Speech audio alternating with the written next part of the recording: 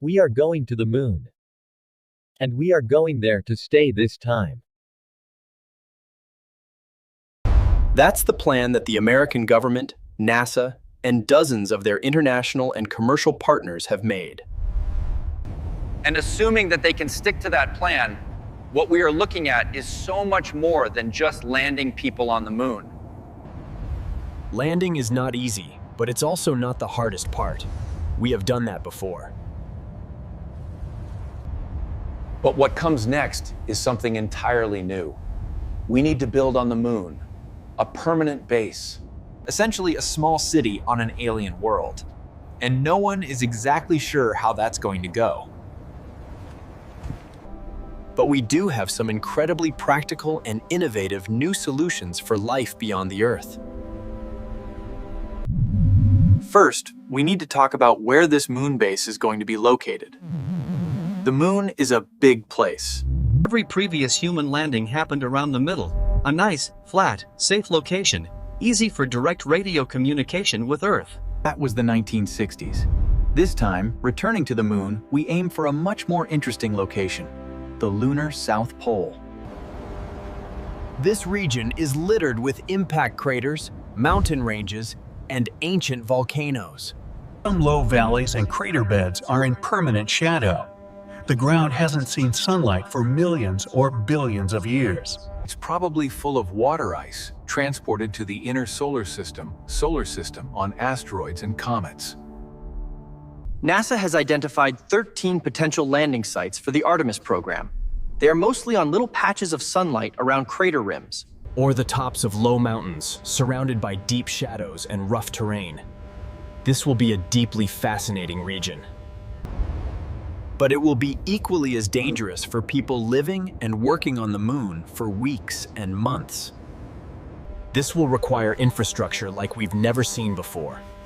All fundamentals for a city on Earth need to be recreated. In the most hostile environment, with the most limited resources. So, where do we begin? With roads. Yes, where we're going, we do need roads, landing pads, and solid surfaces to operate and build on. The problem that needs to be solved is dust. The lunar surface is coated in a thin, light, fluffy layer of ultrafine dust. Each grain of this moon sand is sharp and abrasive, like broken glass. During the Apollo missions, it cut through spacesuits and scratched the glass on the astronauts' helmets. To make matters worse, the dust is also clingy. Dust accumulation on the lunar roving vehicle caused it to overheat by clogging the radiator. Without atmosphere and very little gravity, once you kick up dust, it can really travel. When Apollo 12 landed on the moon, they tried to get as close as possible to a probe called Surveyor 3. That had already touched down on the moon a few years earlier. NASA wanted astronauts to go check in on it. They found that even though the Apollo spacecraft landed 180 meters away, Surveyor had been sandblasted. The lander's rocket engines had kicked up dust.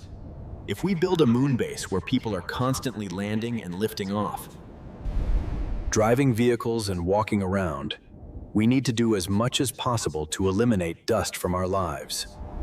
That means roads, landing pads, and hard surface areas around our base camp. The quick answer could be rhino snot. That's a nickname the US military gives to a spray-on product used to stabilize dirt roads and helicopter landing pads. It was popular in Afghanistan for turning desert sand into solid material. It was useful for eliminating dust clouds. Created by helicopter takeoff and landing.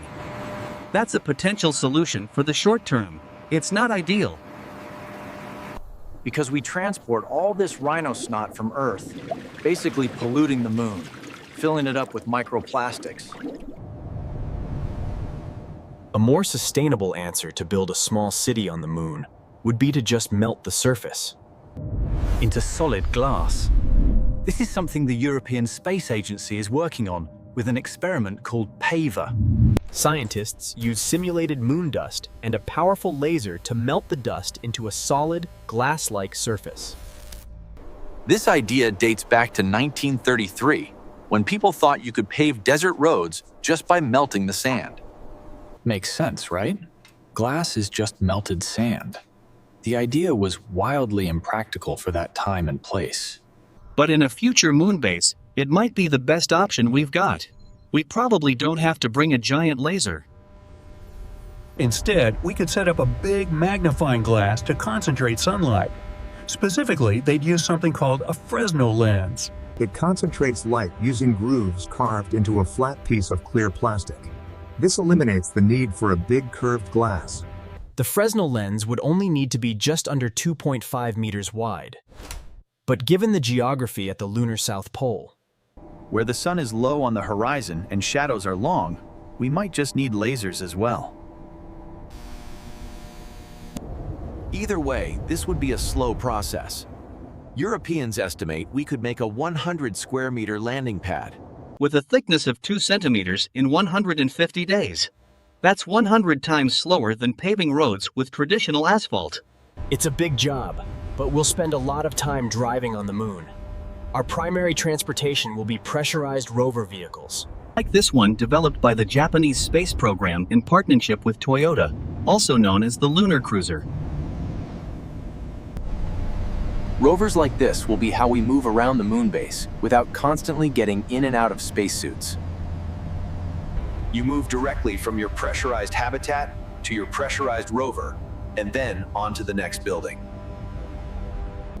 This is also how we explore deep into the wild. Lunar Cruiser is essentially an RV for the moon. It can support 2 astronauts on a road trip lasting 30 days or more, powered by a hydrogen fuel cell. Having an RV is cool, but where do we live? We need to break that down into short-term and long-term. Building a moon base won't happen overnight. NASA has already designed our first lunar house. They call it the Foundation Service Habitat. It's a 3-story structure combining a metal frame with an inflatable module. It will support up to 4 people for about 1 month. The foundation will mostly be occupied by 2 astronauts, while the other 2 crew members explore the moon in their pressurized vehicle. Level 1 is a metal structure. It will be 4 meters in diameter. It contains the airlock, EVA suits, and a science station for geological experiments. With lunar samples. Astronauts climb a ladder to reach the 2nd level in the inflatable module. This expands to 6.5 meters in diameter. Here we find hygiene, exercise equipment, and a biology lab. Astronauts will study lunar environment effects on plants and animals. Level 3 is the primary living space for the crew. There are beds, a medical station, kitchen, and computer workstation. There is also a human research lab. Astronauts become guinea pigs in a study of how long-term moon habitation affects the human body. If we get past the foundation period, we need to build permanent structures for protection and security. We need to insulate ourselves from dangerous cosmic radiation, mitigate wild temperature swings, and be protected from meteorite impacts. To accomplish this, we go back to the beginning of human architecture. We build with bricks. They also think we can bake moon dust into structural bricks. We could still use something like an inflatable habitat. Or even a solid metal structure. Then we encase it in a shell of brickwork. Or even a solid metal structure. Then we encase it in a shell of brickwork. Their idea is to build this egg-shaped structure called the moon pot vessel. Construction would be done by robots.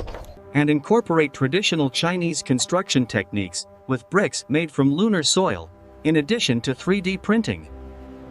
In 2020, China began an experiment to create bricks from 5 different simulated lunar soil compositions. They tested 3 distinct methods for heating soil into solid rock. In November, they transported bricks to the Tiangong space station, where they were placed on an external experiment rack. The bricks will spend 3 years exposed to the vacuum of space. Cosmic rays and large temperature changes will test how well they hold up. There's also a wild concept to combine glass melting and habitat construction into a giant sphere structure on the moon. This looks insane, but Skyports received NASA funding from the NASA Institute for Advanced Concepts to develop the idea. What they do is basically glass blowing on a large scale. You heat the moon dust until it becomes molten goo, then use compressed gas to blow it up into a big sphere.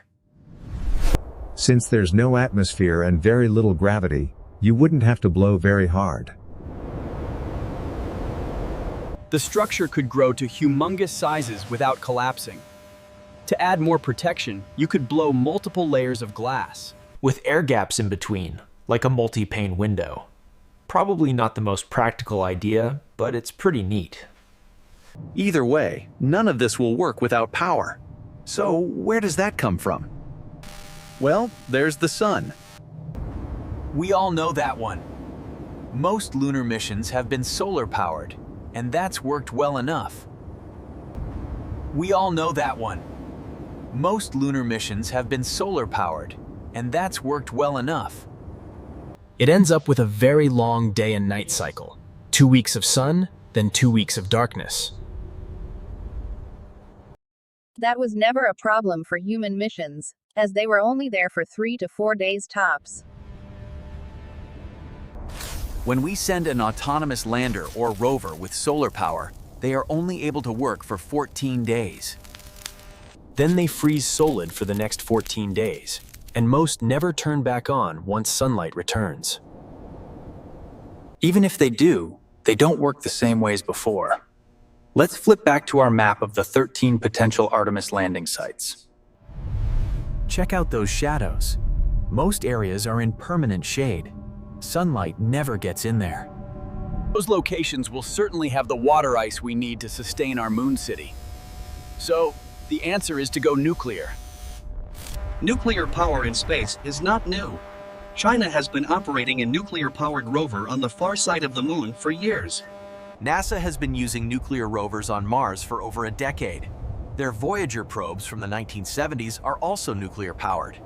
These are all very small-scale operations. These generators use heat from naturally decaying radioactive material and convert that into a few watts of electricity.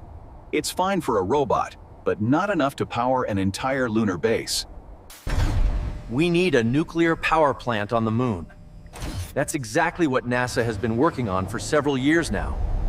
They call it the Fission Surface Power Project. This uses the same fission reaction standard at all nuclear power plants on Earth.